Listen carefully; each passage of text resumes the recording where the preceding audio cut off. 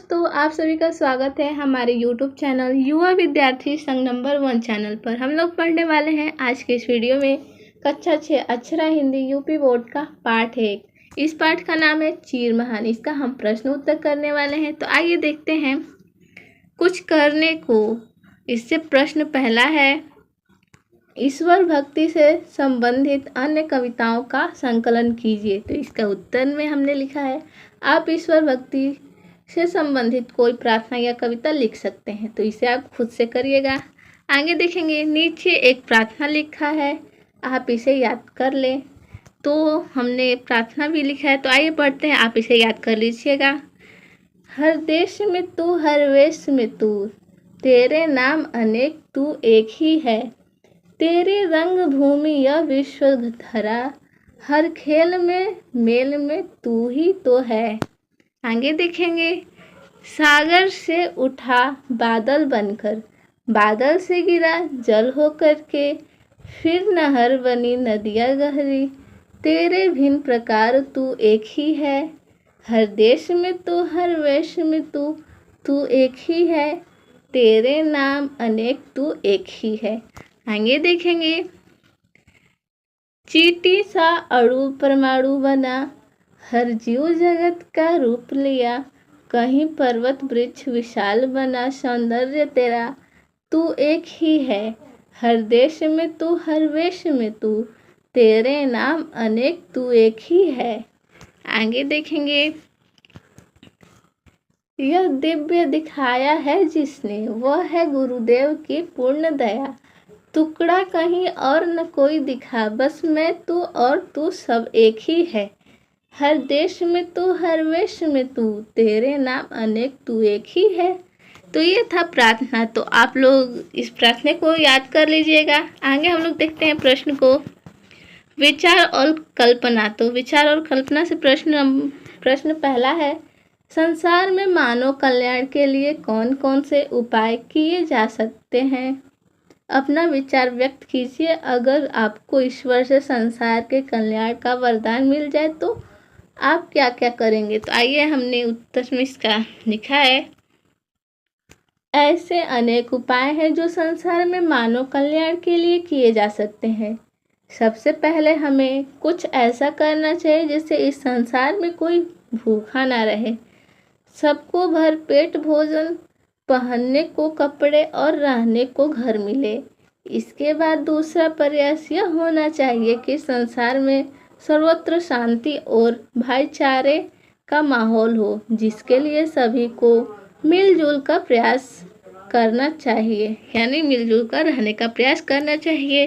आगे देखेंगे, अगर हमें संसार के कल्याण के लिए ईश्वर से वरदान मिल जाए तो सबसे पहले मैं गरीबों, दलितों, शोषितों तथा वंचितों का कल्याण करना चाहूँगा, ताकि उनके भी जीवन में खुशहाली आ सके और वे भी समाज में सबके साथ मिलजुल कर रह सके। हमारे समाज में बहुत विषमता आ गई है, अतः मैं प्रयास करूँगा कि समाज में समता आए। जो आगे देखेंगे, कोई गरीब न रहे, कोई भूखा न रहे, सभी सुख एवं खुश रहें, कोई किसी को न सताए, सभी मिलजुल कर रहें। तो इसको आप खुद से भी लिखना चाहें तो कर सकते हैं, इसे भी देख लीजिएगा एक बार। आगे देखेंगे, कविता से प्रश्न पहला है, इस कविता में आया सत्य प्राण शब्द अच्छे गुण का सूचक है और भय शब्द दुगुण अर्थात अच्छे गुण का सूचक नहीं है। इसी प्रकार कविता को पढ़कर इसमें आए अच्छे गुण वाले शब्दों और दुर्गुणों वाले शब्दों की सूची बनाइए। तो आइए इसका उत्तर देखते हैं।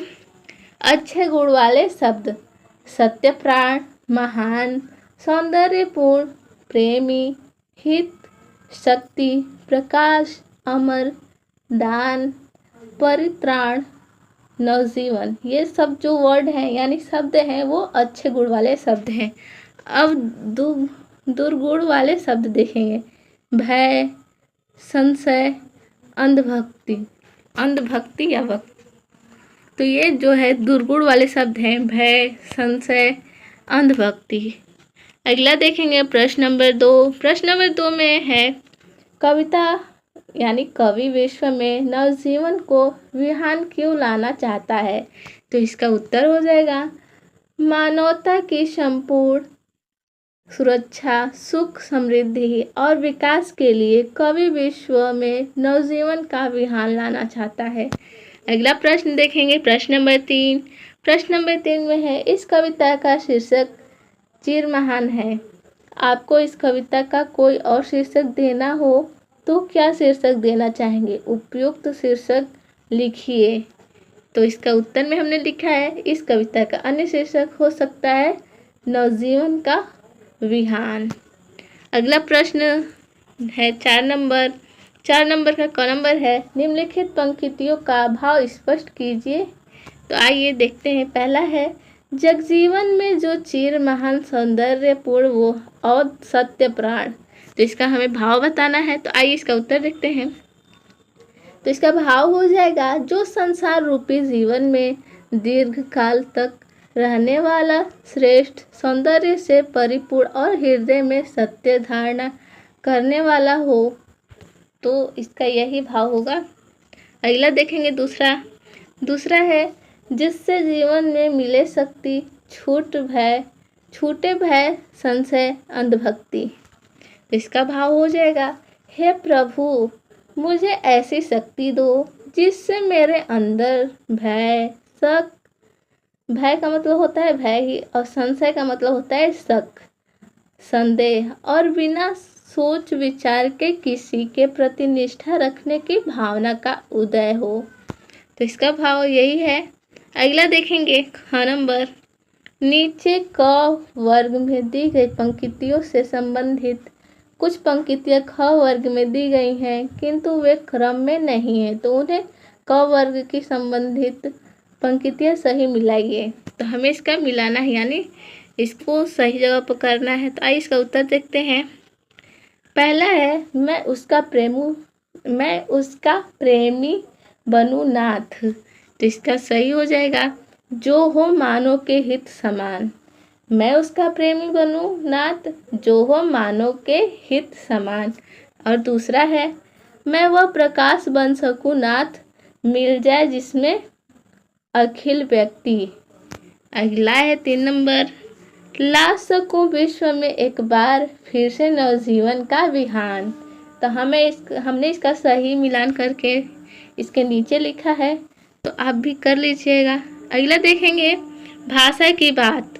इससे प्रश्न पहला है चिर शब्द का अर्थ है सदैव। यह मानव के पूर्व विशेषण के रूप में जुड़ा है। इसी प्रकार चिर विशेषण लगाकर 3 नए शब्द बनाइए जैसे चिर नवीन। तो इसका उत्तर होगा चिर युवा, चिर युवान, चिर यौवन, चिर आयु यानी चिरायु। अगला है 2 नंबर। तो इसका है जो संज्ञा या सर्वनाम की विशेषता बताए उसे विशेषण कहते हैं। जिसकी विशेषता बताई जाए उसे विशेष्य कहते हैं। तीसरा है क्रिया विशेषण वे शब्द हैं जो क्रिया की विशेषता बताते हैं जैसे काला घोड़ा तेज दौड़ा। इस वाक्य में काला शब्द विशेषण है जो संज्ञा शब्द घोड़े की विशेषता बता रहा है। तेज दौड़ा में दौड़ा शब्द जो है वो क्रिया है, उसकी विशेषता बताने वाला शब्द तेज क्रिया विशेषण है। तो आज के लिए बस इतना ही था। मिलते हैं नेक्स्ट वीडियो में, तब तक के लिए धन्यवाद।